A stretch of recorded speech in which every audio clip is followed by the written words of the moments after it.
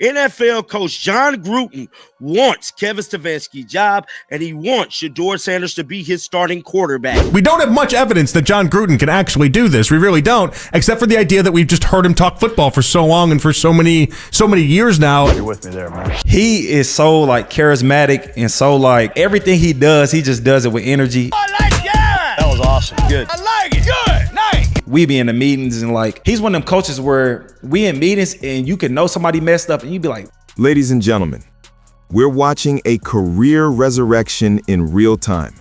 The man who hasn't coached meaningful football in 3 years is suddenly the hottest name connected to the Cleveland Browns' potential vacancy. Because right now, Kevin Stefanski is on the brink with 2-8 losses, an offense that can't score, a quarterback situation spiraling out of control, and a fan base that's had enough of his analytics experiment. That is, former NFL coach Jon Gruden said, I could turn that thing around, that entire franchise around with Shedeur Sanders. That's Jon Gruden, former Super Bowl champion, ESPN analyst turned Raiders destroyer. And now he's eyeing Cleveland. Gruden got the Raiders everything gig because of what he did in the ESPN booth. There's no other reason outside of existing on our television and the sets Super Bowl for 10 years. We're going to break this all down right here. But before we dive in, make sure you hit that like button and subscribe to the channel. Now let's get to it. Let me say this again. Jon Gruden might be coaching the Cleveland Browns. The hot seat isn't just warm anymore. It's on fire. And Gruden? He's standing in the wings, ready to walk through the flames. And the internet? It's absolutely losing its mind. The amount of jobs that have popped up since I started doing this is wild. He's like, the people forgot about me for years, and now all of a sudden, because they hear me all the time and they hear me talking ball, all of a sudden it just comes back. And they're like, oh, he does know what he's talking about. Maybe he would be a good fit on this roster. Here's what's wild about this entire situation. Gruden hasn't won a playoff game since his Tampa Bay Super Bowl run over 2 decades ago. But suddenly, his name is everywhere. Barstool sports content, podcast appearances, breaking down film, talking trash, being Jon Gruden. And apparently, that's enough to put him back in the conversation for one of the most scrutinized coaching positions in the NFL. How did we get here? Simple. Kevin Stefanski is drowning. The Browns' offense is broken.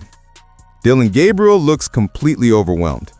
Shedeur Sanders sits on the bench watching his NFL dreams die in real time. And Cleveland fans, they're ready to burn it all down and start fresh. Enter Gruden, the anti-Stefanski, the opposite of everything Cleveland has tried for the past 5 years. Think about that for a second. Gruden spent a decade away from coaching, 10 years calling Monday Night Football. And then the Raiders gave him a $100 million contract. Why? Because he was on TV every week. Because people heard him break down plays. Because his personality stayed relevant. The algorithm favors personality. And Gruden? The man is personality. He's electric. He's quotable. He gives sound bites that go viral. And in 2025, that matters more than wins and losses from 2003. But should it? Let's talk about why Cleveland is even considering this nuclear option. Kevin Stefanski won Coach of the Year twice. He was supposed to be the stability this franchise desperately needed after decades of coaching chaos. Instead, he's coaching for his job every single week. I just am done with the analytical nerds. And I don't mean for the Browns. No, and this I mean the fake analytics dudes on Twitter who their thing was, well, you just don't know Kevin Stefanski's actually a good coach. And this would be saying things like there's empirical data to support that Stefanski's a good coach, and then you say things like, what's his record? The empirical data crowd has been defending Stefanski for years, telling everyone to trust the process, trust the analytics, trust the game plans. And what do the Browns have to show for it? 1 top 10 offense in 6 years with Joe Flacco, who they found in a retirement home. That's not analytics. That's catastrophic failure dressed up in spreadsheets and process talk. Process over results. That's been the Browns' motto, and it's killing them. Meanwhile, Dillon Gabriel is getting destroyed on national television every week. At that point, the game is tied 17-17, and you're unhappy with that. I'm unhappy because he took a sack that could have caused them not to tie it. Like this, they're lucky that they got that off.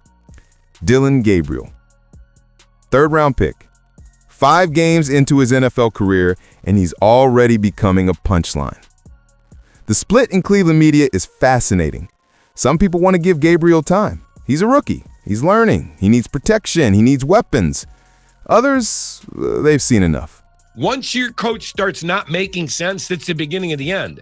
I don't know what Kevin's doing. This is a side of Kevin I've never seen. Already his name's coming out for other jobs. There you go. If I didn't know better, I think he's going like, you know what? I'm going to go down the way I go down. If they get rid of me, they can get rid of me. When your coach stops making sense, that's the death knell. That's when players tune out. That's when the locker room fragments. That's when franchises implode. And Cleveland is watching it happen in slow motion. But here's the kicker. They have Shedeur Sanders on the roster, a quarterback with NFL bloodlines, a kid who's been training for this moment his entire life, and he can't get on the field. Kevin Stefanski has publicly committed to not playing Shedeur Sanders. Why? What possible reason could there be? Gabriel is struggling, the offense is anemic, the season is lost, and you have a first-round talent sitting on your bench who could use these games as invaluable experience. The logic doesn't track.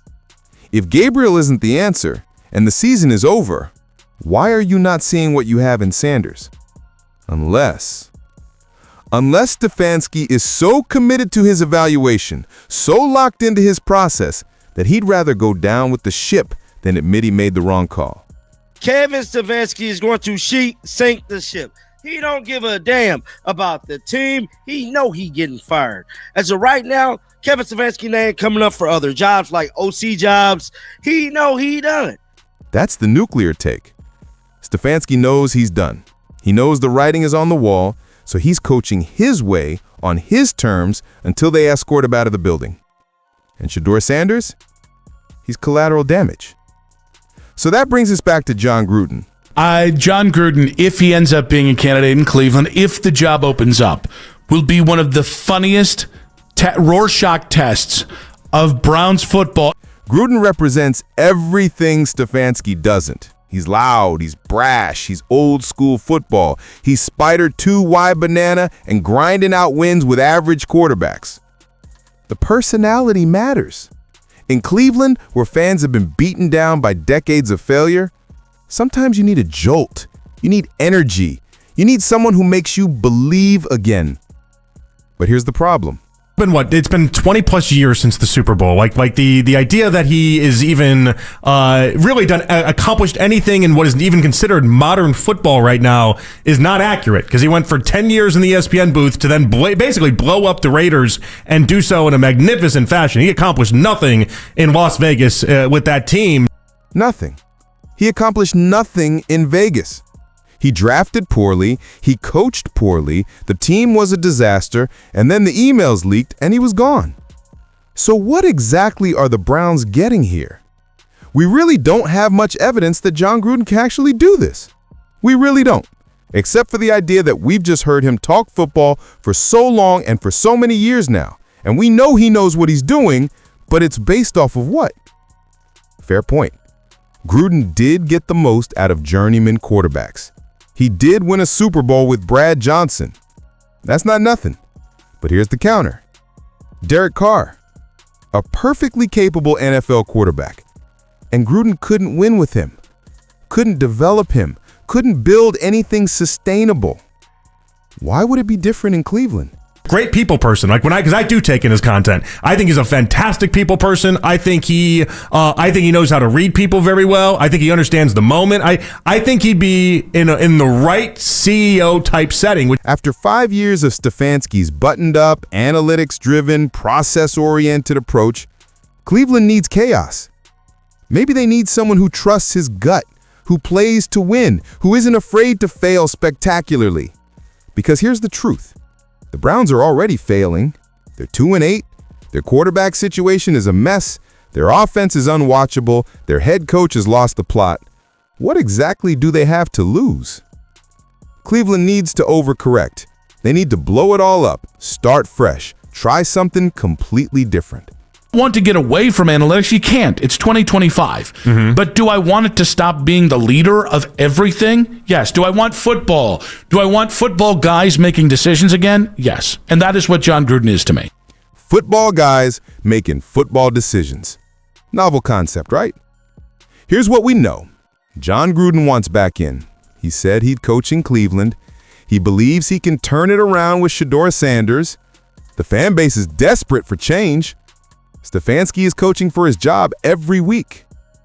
Something's got to give. Will it be Gruden? Will it be someone else? Will Stefanski somehow survive? We'll find out soon enough. But one thing is for sure. Cleveland is about to get very interesting. And whether Gruden is the answer or just another chapter in Brown's dysfunction, we're all going to be watching. Because in Cleveland, hope springs eternal. Even when that hope comes in the form of a 61-year-old coach who hasn't won a playoff game in over 2 decades. Welcome to Browns football, where logic goes to die and chaos reigns supreme.